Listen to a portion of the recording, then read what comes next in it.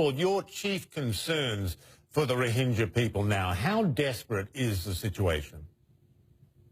Well, we're not on the ground and haven't been able to access most of these people, but we've heard reports about the violence that's affecting civilians, and we're calling for calm and for these civilians to be protected amid the security operation. We believe that because some supplies have been cut off, that people could be in desperate need of shelter, of medical care, and of food.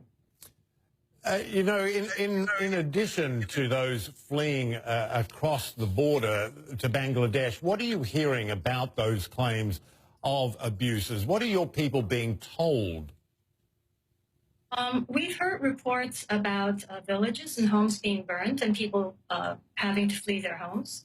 We're concerned about these reports, and we're very we have appealed for urgent access so that we can assess their needs and meet their needs as soon as possible. And this, you mentioned this a couple of times, and it's one of the most important aspects of this. There is a lack of access for groups like yours, right? I mean, you're not being allowed to go there and help these people.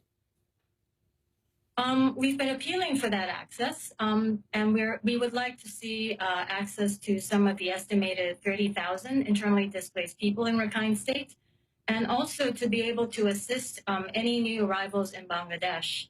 We've also called on Bangladesh to please keep its borders open to people fleeing violence, and we're ready to assist both governments with these humanitarian needs. What are your concerns about the border? There have been calls on Bangladesh to close its borders. There are efforts to send a lot of these Rohingyas back. Some are getting through, but by no means all who want to flee there. What sort of pressure can you put on Bangladesh? What should Bangladesh's role be in a humanitarian sense?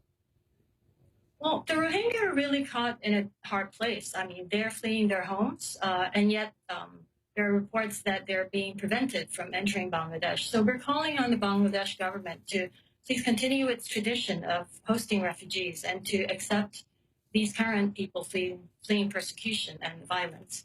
And again, assuring them that we, the international community, will be there to assist them as needed.